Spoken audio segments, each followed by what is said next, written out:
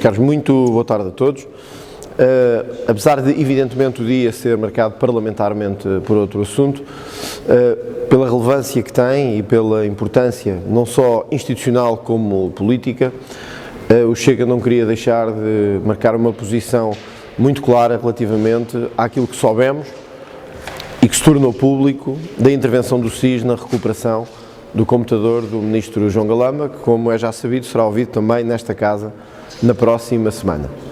Há quatro pontos que é importante assinalar e que, na nossa perspectiva, justificam a gravidade do que vou dizer depois e que nos parecem incontornáveis. O primeiro é o erro do seu Primeiro-Ministro quando se referiu, aparentemente, ao roubo de um computador, desmentido ontem pelo próprio diretor dos Serviços de Informações, que terá dito que não viu nenhum ilícito, nem nenhum perigo de ilícito, portanto, nem sequer o perigo de que ocorresse um ilícito, como forma de justificar a ação do SIS. É evidente que os serviços compreenderam que se referissem à existência de um crime, teriam que acionar a Polícia Judiciária ou a PSP e não os Serviços de Informações. E esta contradição entre o que disse o Primeiro-Ministro, que tutela os Serviços de Informações, e os próprios Serviços de Informações, é já por si suficientemente grave.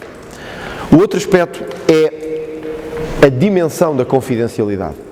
Foi referido pelo seu diretor de que não tinha noção da dimensão da confidencialidade dos documentos presentes no computador. Ora, todos sabem que do ponto de vista legislativo, do ponto de vista jurídico, apenas seria enquadrável eventualmente a ação dos Serviços de Informações caso tivesse matéria especialmente classificada, aliás, com uma classificação própria na hierarquia definida legalmente pelo Parlamento, apenas quando estivessem em causa um certo tipo de documentos classificados. E, portanto, a pergunta é, se o próprio diretor do SIS não teve noção da dimensão da confidencialidade dos documentos, como é que se entendeu que houve base legal para atuar dessa forma? O terceiro aspecto prende-se com a teia de contactos, que aparentemente era uma e que agora aparentemente terá sido outra. Quem contactou quem? Se o Governo ou o chefe de gabinete de Galamba contactaram os Serviços de Informações depois de contactar a Ministra da Justiça e o gabinete do Primeiro-Ministro, ou agora de que o próprio Serviço de Informações teria contactado o gabinete de João Galamba. Isto significa que João Galamba, mais uma vez, mentiu quando informou em conferência de imprensa ao país sobre a teia e a cronologia das comunicações que foram levadas a cabo nesse dia.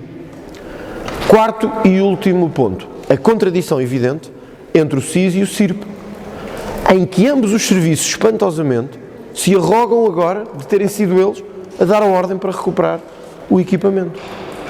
E, portanto, talvez para a maior parte das pessoas a gravidade do que aqui está não passe de forma tão clara.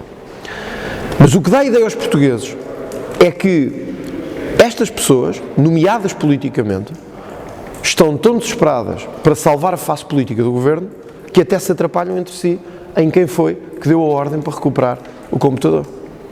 Parecendo desconhecer que há uma comissão de inquérito em curso e onde este aspecto, naturalmente, vai ser questionado pelo Chega e por outros, para que fique claro quem deu a ordem a quem e para se perceber quem mentiu onde. Estes quatro aspectos são de uma enorme gravidade, porque mostram, para além do uso indevido eventual dos Serviços de Informações, mentiras do Primeiro-Ministro e uma teia de mentiras de alguns altos quadros do Estado. Por isso mesmo, entendemos que se justifica mais do que nunca uma comissão de inquérito parlamentar a esta atuação e que até tenha um escopo mais alargado para perceber se houve situações semelhantes a esta no passado. Porque o que sabemos agora é que a imediata intuição e a reação destes responsáveis governamentais não foi recorrer nem à Polícia Judiciária nem à PSP. Foi ao Serviço de Informações. Isto dá-nos a suspeita, ou levanta-nos a suspeita, de que outros casos poderão ter ocorrido no passado. E se os serviços entendem que estão dentro da legalidade, era importante, e o Parlamento eventualmente entender que não, era importante perceber se houve outros casos no passado que justifiquem este tipo de atuação.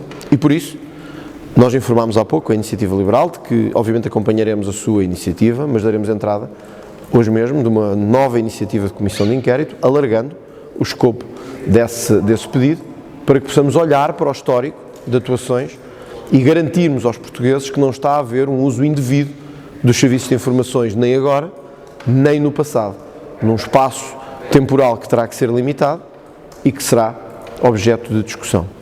Finalmente, queríamos apelar ao Sr. Presidente da República, dada a gravidade das confusões e das mentiras, uma vez que está em causa, ao nível mais sensível, o regular funcionamento das instituições, para que o Sr. Presidente da República possa reunir, quer com o CIRP, quer com o SIS, compreender o que aconteceu e alertar o Governo para, tendo cometido alguma irregularidade, não o volte a fazer, e para a gravidade que é, ou pode representar, a utilização indevida dos serviços de informações.